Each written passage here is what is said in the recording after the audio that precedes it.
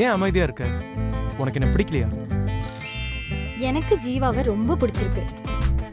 ஆனா உங்களுக்கு நடக்கிறத பார்த்தாதான் கொஞ்சம் பயமா இருக்கு. லவ்லாம் கொஞ்ச நாளைக்கு தான், அப்புறம் அதுவே டாக்ஸிக்காக மாறிடும். ஏய், எல்லா பசங்களும் அப்படிதான்.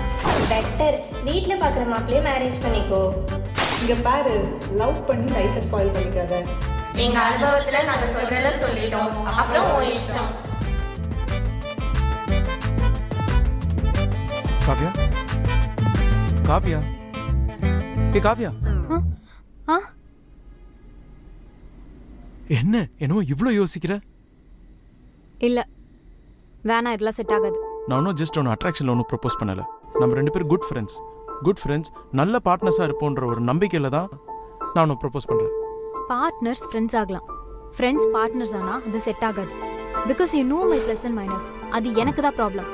வேணாம், விட்டுரு, இது செட் ஆகாது. அதனால என்ன காவ்யா, அது நல்லது தானே?